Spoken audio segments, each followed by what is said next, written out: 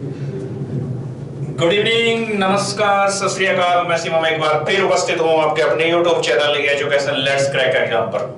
बच्चों, आपको proper way में वीडियो मिल रही है ज्योग्राफी की, ठीक है। ज्योग्राफी के साथ साथ मैथमेटिक्स के साथ साथ रीजनिंग के बाद हिंदी, सभी वीडियो आपको प्रोवाइड कराई जा रही है, ठीक है। अब इसी वे में मैं अब एक नए टॉपिक के साथ फिर शुरुआत करता हूं। आपको पता ही है कि एसएससी जीडी का बैच, और जीडी के साथ साथ जो भी आपका फ्यूचर में एग्जाम होने वाला है उन सब के लिए ये वीडियो काम की रहेगी, ठीक है। तो ज्योग्राफी को लेकर बात करें, ज्योग्राफी में हम देख रहे हैं यहाँ पे एक बार थोड़ा सा रिवाइज मोड में देख लें। प्रायद्वीपीय भारत हम डिस्कस कर रहे हैं आपके साथ यहाँ पे, प्रायद्वीपीय भारत को लेके। प्रायद्वीपीय भारत, ठीक है। पेनिनसुलर इंडिया को लेकर डिस्कस किया जा रहा है आपके साथ। प्रायद्वीपीय भारत, प्रायद्वीपीय भारत, ठीक है। प्रायद्वीपीय भारत में हमने बेसिक चीजों को देख लिया है कि प्रायद्वीपीय भारत क्या है, क्या होता है, किस प्रकार से है, कैसे निर्माण हुआ, क्या क्या इसकी विशेषताएं हैं, कौन कौन सी पर्वत श्रेणियां हैं, ये देख लिया। अब उसी वे में हम अपने लास्ट टॉपिक पे पहुंचे थे कल, और इसमें जो लास्ट टॉपिक था वो क्या था? पश्चिमी घाट। वो क्या था? पश्चिमी घाट। पश्चिमी घाट, ठीक है। पश्चिमी घाट क्या है? तो ये देखो यहाँ पे, जैसे ये आपका हो गया प्रायद्वीपीय भारत, ठीक है। तो इसका ये वाला जो पार्ट है, इसका ये जो पार्ट है ये, ठीक है। तो इसको क्या बोला गया है? पश्चिमी घाट, ठीक है। पश्चिमी घाट क्या है? तो हमने देखा यहाँ पे, इसका हमने विभाजन कर लिया था कि कितने आधार पर इसका विभाजन किया जा सकता है। तो पश्चिमी घाट क्या है? कोई ये पर्वत श्रेणी नहीं है, ठीक है, लेकिन क्या है, एक मैदान के रूप में प्राप्त होगा, उसी मैदान के रूप में प्राप्त होगा पश्चिमी घाट, ठीक है। लेकिन अध्ययन की सुविधा की दृष्टि से, अध्ययन की सुविधा की दृष्टि से बात करूं तो इसका जो विभाजन है वो 3 भागों में किया गया। इसका विभाजन 3 भागों में किया गया है। और दूसरा मैं बता दूं इसको, इसका जो दूसरा नाम है, इसको सह्याद्री के नाम से भी जाना जाता है। इसको सह्याद्री के नाम से भी जाना जाता है, क्योंकि पुराणों में जो पश्चिमी घाट का नाम मिलता है वो क्या मिलता है? सह्याद्री, ठीक है। तो इसलिए इसको सह्याद्री के नाम से भी जाना जाता है।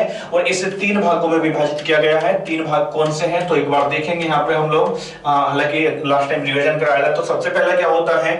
उत्तर सह्याद्री, उत्तरी सह्याद्री, उत्तरी के बाद मध्य सह्याद्री, और मध्य के बाद नेक्स्ट क्या हो जाएगा आपका? दक्षिण सह्याद्री।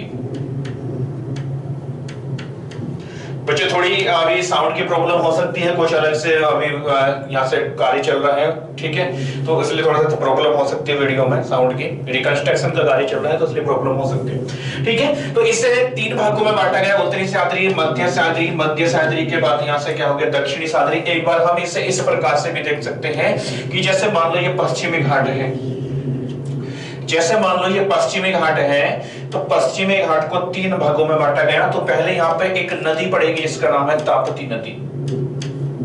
ताप्ती नदी, तो ताप्ती नदी से लेकर यहाँ पर, या हम कह सकते हैं 15 डिग्री नॉर्थ से लेकर, 15 डिग्री नॉर्थ से लेकर यहाँ तक, ये वाला जो पार्ट है उसका कितना है? ये 11 डिग्री नॉर्थ तक है। तो ये जो है ये क्या हो गया आपका? उत्तरी सह्याद्री, उत्तरी सह्याद्री, ठीक है। इसके बाद यहां तक ये 15 तक है, ये 15 नर्मदा से 15 तक। 15 के बाद यहां से ये वाला जो पार्ट है ये मध्य सह्याद्री है, मध्य सह्याद्री। और इसके बाद जब यहां से मध्य सह्याद्री कितना है? तो 11 डिग्री नॉर्थ तक है ये। और इसके बाद हम यहां पे आएंगे तो ये हो जाएगा 8 डिग्री नॉर्थ। 8 डिग्री नॉर्थ तक क्या होगा आपका? दक्षिणी सह्याद्री, दक्षिणी सह्याद्री। तो इस प्रकार से इसका विभाजन किया गया। किसके आधार पर? ये अक्षांश के आधार पर भी है, अक्षांश के आधार पर, ठीक है। तो हमने कल देखा था अपना ये जो उत्तरी सह्याद्री है, ठीक है, जो उत्तरी सह्याद्री है,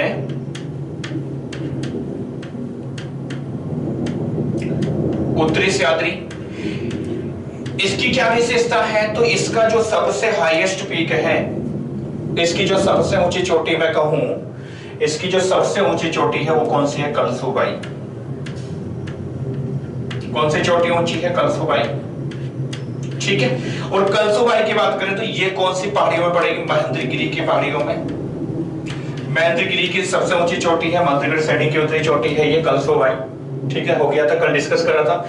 इसके बाद मध्य सादरी। अब मध्य सादरी में हम आएंगे तो मध्य सादरी इसका विस्तार कहां तक है तो कर्नाटक में पड़ेगी। और मध्य सादरी की जो हाईएस्ट पीक है, ठीक है, मध्य सादरी की हाईएस्ट पीक है, इसकी जो ऊंची चोटी है, ऊंची चोटी का नाम क्या है तो इसका नाम है कुंद्रेमुख।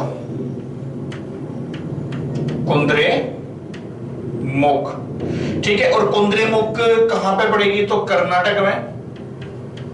कहां पे पड़ेगी ये कर्नाटक में। और बच्चों इसकी एक विशेषता की मैं बात कर लूं कुंद्रेमुख की, यहां से क्या होता है आयरन और या लोह अयस्क की प्राप्ति होती है। लोह अयस्क की प्राप्ति होती है यहां से कुंद्रेमुख की चोटी से, कुंद्रेमुख पहाड़ी से, ठीक है। और ये जो कुंद्रेमुख पहाड़ी है यहाँ पे इसकी समीप यहाँ पे कर्नाटक में एक बंदरगाह है, एक पोर्ट है जिसका नाम है मंगलोर बंदरगाह। मंगलोर बंदरगाह से यहाँ का जो आयरन अयस्क है, जो रॉ मटेरियल है, आयरन ओर है, इस आयरन ओर को निर्यात किया जाता है ईरान या मैं कह सकता हूँ खाड़ी देशों के साथ इसका निर्यात किया जाता है। ठीक है भाई, हो गया। तो ये भी हमने अपनी कल की क्लास में देखा था। अब इसके बाद हम आगे चले तो थोड़ा सा देखेंगे यहाँ पे दक्षिणी सह्याद्री। दक्षिणी सह्याद्री, दक्षिणी सह्याद्री को लेकर डिस्कस करें आपके साथ। दक्षिणी सह्याद्री, दक्षिणी सह्याद्री। अब ये जो दक्षिणी सह्याद्री है इसकी क्या विशेषता तो यहाँ पे इस दक्षिणी सह्याद्री को मोस्टली 4 भागों में विभाजित किया गया है। मैं कह सकता हूं कि इसमें 4 पर्वत श्रेणियां हैं, 4 पर्वत श्रेणियां हैं दक्षिणी सह्याद्री में। और 4 पर्वत श्रेणियां कौन सी हैं तो एक तो हो जाएगा यहां से नीलगिरी, नीलगिरी पर्वत। नीलगिरी पर्वत के बाद जो सेकंड पर्वत है वो है आपका अन्नामलाई।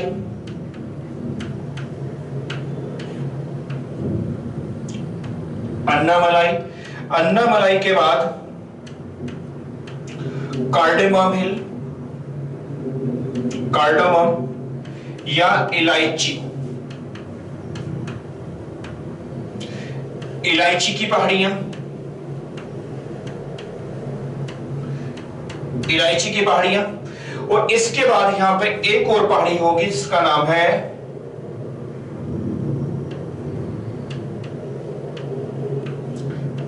पलनी की पहाड़ियां, पलनी की पहाड़ियां। ठीक है, तो इसे 4 भागों में बांटा गया है। किसे दक्षिणी सह्याद्री को, नीलगिरी पर्वत, अन्नामलाई, अन्नामलाई के बाद कार्डेमम, कार्डेमम के बाद को इलायची की पहाड़ियां, दूसरा पलनी की पहाड़ियां के नाम से भी इसे जाना जाता है। ठीक है, तो ये इसका 4 भागों में विभाजन कर दिया गया। अब आगे बढ़े चीजों को तो एक एक का थोड़ा सा हम डिस्कस करेंगे यहां से आप लोगों के साथ कि ये चीजें क्या है। तो सबसे पहला जो पार्ट है वो आपका होगा नीलगिरी पर्वत श्रेणी। ठीक है, अभी इसका जो नीलगिरी नाम पड़ा, नीलगिरी नाम पड़ने का कारण क्या है। ठीक है, तो यहां पे क्या होता है बच्चों, नीले पुष्प, नीले फूल खिलते हैं, नीले फूल, नीले फूल खिलते हैं। और लगभग कितने 12 से 13 वर्ष के बाद यहाँ पे खिलते हैं, 12 से 13 वर्ष के बाद। और इन फूलों के कारण ही इसका जो नाम पड़ा वो क्या नाम पड़ गया, नीलगिरी की पहाड़ी। ठीक है, मोस्टली बात करूं कहां पे पड़ेगी नीलगिरी तो ये आपका पड़ेगी तमिलनाडु में, तमिलनाडु में पड़ेगी ये। ठीक है, और इसकी जो ऊंची चोटी है, जो हाईएस्ट पीक है नीलगिरी की ऊंची चोटी, इसका नाम है दोदा बेटा, दोदा बेटा। ठीक है, दोदा बेटा की अगर हाइट की बात करो तो कितना है 26-37 मीटर, 26-37 मीटर। ठीक है, ये इसकी हाइट है ये। और यहां पर ही मैं बता दूं, यहां से इसकी एक और विशेषता को लेकर डिस्कस करूं आप लोगों के साथ। तो यहां पे क्या है, पुर्तगालियों के द्वारा पहली बार जो आलू की कृषि की गई थी वो यहां पे की गई थी नीलगिरी पर्वत श्रेणी में। ठीक है, अब इसी के साथ साथ नीलगिरी पर्वत श्रेणी में एक जनजाति का निवास है जिसे बोला जाता है टोडा जनजाति, टोडा जनजाति। टोडा जनजाति आया हुआ क्वेश्चन है एग्जाम में कई बार कि टोडा जनजाति का निवास किस पर्वत श्रेणी में है, तो कौन सी पर्वत श्रेणी में है, ये नीलगिरी पर्वत श्रेणी में है। और इसकी जो हाईएस्ट पीक है वो कौन सी है, दोदा बेटा। और दोदा बेटा की एक और इंपोर्टेंस की बात कर लें कि ये पश्चिमी घाट की सेकंड हाईएस्ट पीक है। पश्चिमी घाट की सेकंड हाईएस्ट पीक है बच्चों आपकी कौन सी, दोदा बेटा। ठीक है, हो गया। यहाँ पे उसके बाद यहाँ पे चाय वगैरह की खेती की जाएगी, चाय। और इसमें एक क्षेत्र और पड़ता है नीलगिरी में जिसका नाम है ओटी। कौन सा, ओटी। ठीक है, तो ओटी भी आपका यहीं पे पड़ेगा नीलगिरी पर्वत श्रेणी में। ये इसकी कुछ विशेषताएं हैं। ठीक है, और यहाँ पर जो वर्षा होती है लगभग 250 सेंटीमीटर तक, 250 सेंटीमीटर तक यहाँ पर वर्षा होती है। ठीक है, और यहाँ पे वर्षा अधिक होने के कारण लगभग 1200 से 1600 मीटर की ऊंचाई पर, 1200 से 1600 मीटर की ऊंचाई पर यहाँ पर एक वन पाया जाता है। और इस वन को क्या नाम दिया गया है, सोला वन। कौन सा वन है, सोला वन। ठीक है, अब ये 16 वन कैसा वन है, तो ये सदाहरित वन है। कैसा वन है, सदाहरित, क्योंकि मिट्टी कैसी है यहाँ, वर्षा कितनी है, 250 सेंटीमीटर लगभग वर्षा है। ठीक है, और जहां पर वर्षा अधिक होगी तो वहां पर जो वन मिलेगा आपको, तो मिट्टी यहाँ की लैटेराइट है और जो यहाँ पर वन मिलेगा वो सदाहरित वन मिलेगा। कैसा वन मिलेगा, सदाहरित मिलेगा, या एवरग्रीन फॉरेस्ट यहाँ पर मिलेगी आपको। ठीक है, किसमें, जहां पर भी ये वर्षा होगी तो यहाँ पे एक वन पाया जाता है जिसका नाम क्या है, सोला वन। ठीक है, तो ये क्वेश्चन तुमसे पूछा जा सकता है कि पश्चिमी घाट में जो मिलने वाली वनस्पति है वो किस प्रकार की है, सदाहरित है। और यहाँ पे इसमें कौन सा वन पाया जाता है, सोला वन। इतना क्लियर हो गया होगा आप लोगों के साथ। ठीक है, तो चलें अब इसके बाद और हम डिस्कस करें आप लोगों के साथ नेक्स्ट क्या चीजें हैं। तो हमने इसकी इंपोर्टेंस की बात कर ली, अब आगे बढ़ो।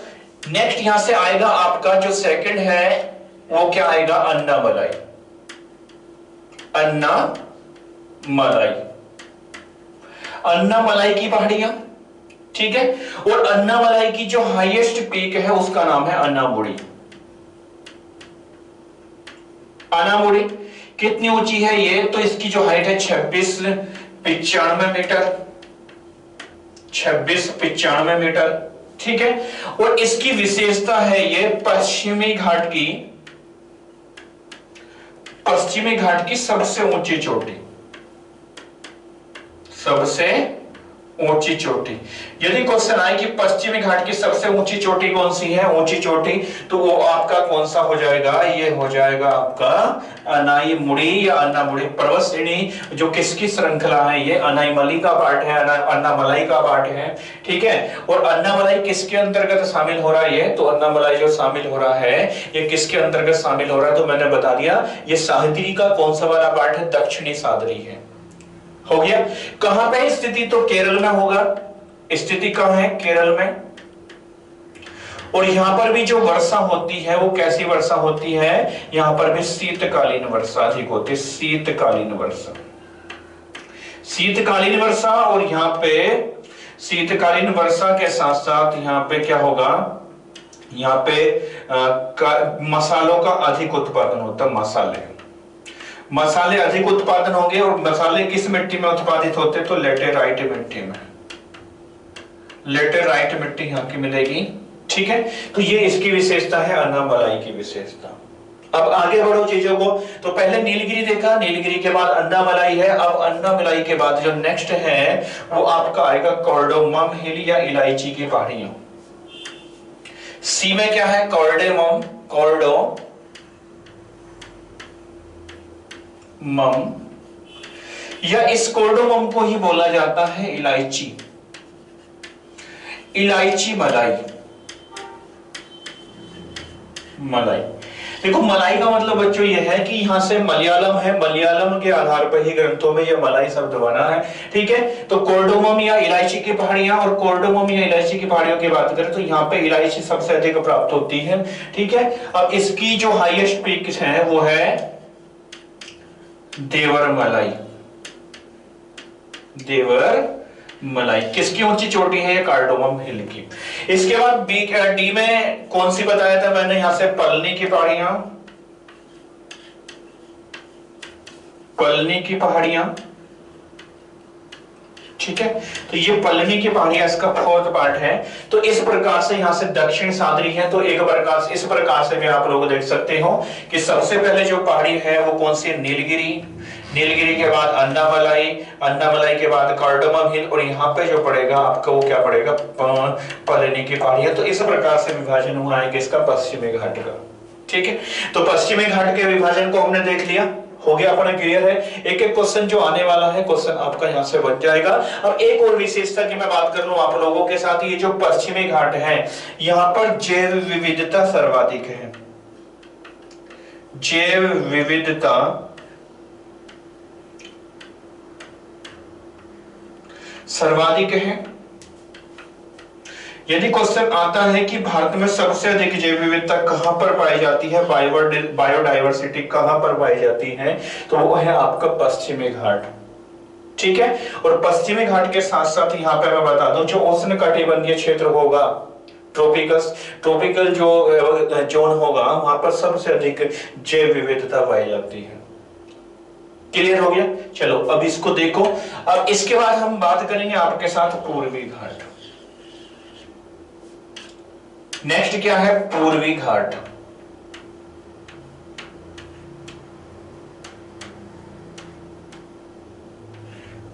ठीक है। अब पूर्वी घाट क्या है, तो ये मैं कह सकता हूं कि एक वलित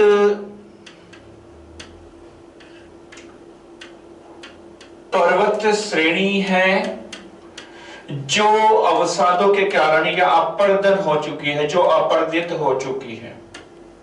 एक वलित पर्वत है और कैसा है, पुरातन वलित पर्वत, पुरातन, एक पुरातन वलित पर्वत है जो अब यहां से क्या है, विभिन्न नदियों घाटियों के कारण अब अपर्दित हो चुकी है, और अपर्दित होने के कारण ये छोटे छोटे पहाड़ी श्रृंखलाओं में विभाजित है, पहाड़ी श्रृंखलाओं में विभाजित है। अपर्दित होने के बाद छोटे छोटे पहाड़ी श्रृंखलाओं में विभाजित हो चुके हैं ये, ठीक है। तो ये जैसे पश्चिमी का ये क्या है, पूर्वी घाट, तो पूर्वी घाट ये आपका इधर का क्षेत्र पड़ेगा, ये वाला जो पार्ट है ये पूर्वी घाट बोला जाता है, ये वाला पूर्वी घाट, ठीक है भाई। तो ये मैंने बताया पुरातन वलित पर्वत है जो अब अपर्दित हो चुका है, और अपर्दित होकर क्या हुआ, एक छोटे छोटे पहाड़ी श्रृंखला में विभाजित हो चुका है। और इसको मुख्यतः 3 भागों में विभाजित करके देखेंगे हम, ठीक है। इसके 3 भाग कौन कौन से हो सकते हैं पूर्वी घाट के, तो पूर्वी घाट के जो 3 भाग हैं वो कौन से हैं, तो पहला तो आपका हो जाएगा यहां पे तमिलनाडु हिल्स, तमिलनाडु हिल्स, या इस तमिलनाडु हिल्स को एक और नाम दे सकते हैं जिसका नाम है कोरोमंडल, कोरोमंडल हिल्स भी इसे कहा जा सकता है। दूसरा आंध्र हिल्स, नेक्स्ट क्या है, आंध्र या कडप्पा, कडप्पा हिल्स भी इसे कह सकते हैं। और तीसरा हो जाएगा आपका उत्तरी सरकार, उत्तरी सरकार, ठीक है भाई। तो इस प्रकार से विभाजन करके किसका, यहां से पूर्वी घाट का। मैंने बताया पूर्वी घाट एक क्या है, वलित पर्वत श्रेणी है, और कैसी है, प्राचीन वलित पर्वत श्रेणी है, लेकिन अपर्दित होने के कारण ये अपने असली रूप को खो चुकी है। और असली रूप को खोने के बाद ये क्या है, इसका जो अब वर्तमान में दिखाई देता है छोटे छोटे पहाड़ी श्रृंखलाओं के रूप में ये दिखाई देती है। और इसके 3 भाग हैं, पहला भाग तमिलनाडु हिल्स या कोरोमंडल हिल्स के नाम से जाना जाता है, दूसरा आंध्र या कडप्पा हिल्स के नाम से जाना जाता है, इसके बाद उत्तरी सरकार के नाम से इसे जाना जाता है, ठीक है। हो गया ये इसके 3 पार्ट देख लिए हमने। तो एक बार थोड़ा सा मैप के माध्यम से मैं आप लोगों को दिखा दूं पूर्वी घाट को कि ये किस प्रकार की स्थिति में रहा होगा, ये किस प्रकार की स्थिति में है। तो ये आप बच्चे जब इसे यहां से देखना शुरू करोगे तो ये इस प्रकार की कुछ आकृति आपको दिखाई देगी, ठीक है। तो ये तमिलनाडु वाला पार्ट हो गया, इधर ये आपका आंध्र वाला पार्ट हो गया, आंध्र के बाद ये आपका उड़ीसा वाला पार्ट हो गया, ठीक है, तो यहां पे इसे जो बोला गया वो क्या बोला गया, तमिलनाडु हिल्स बोला गया, तमिलनाडु हिल्स बोला गया, या इसी को ही बोला गया कोरोमंडल, कोरोमंडल। ठीक है, इसके बाद इसे आंध्र हिल्स या कुड़प्पा,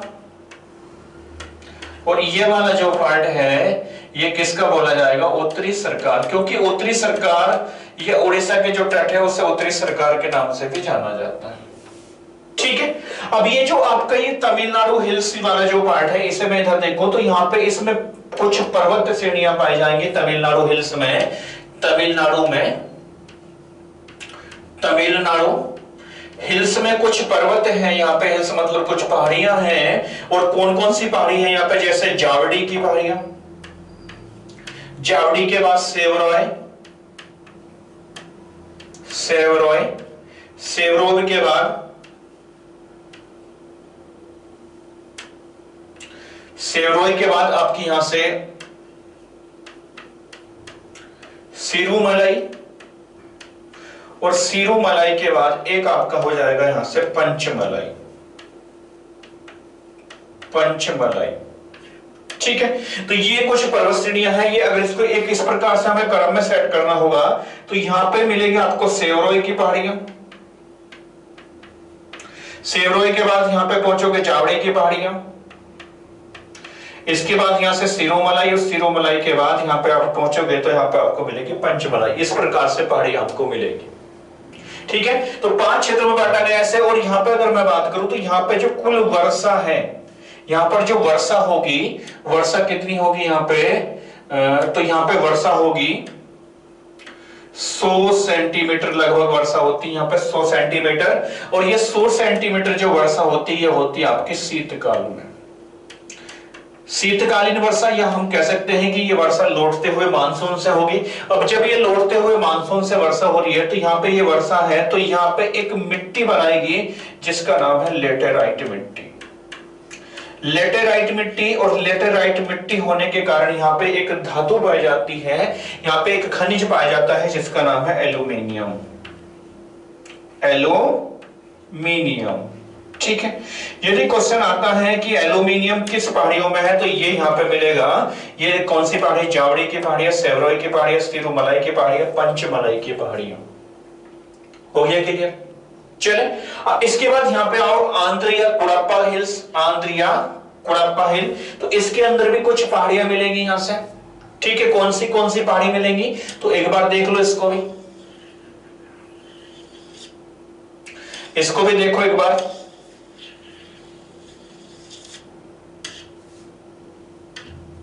आंध्र प्रदेश में कौन सी पहाड़ियां, आंध्र हिल्स में, आंध्र या कडप्पा हिल्स में क्या मिलने वाला आपको, तो यहां से जो पहाड़ियां हैं वो कौन सी है, जैसे नल्लामाला, ठीक है। नल्लामाला के बाद नेक्स्ट यहां से वेलिकोंडा,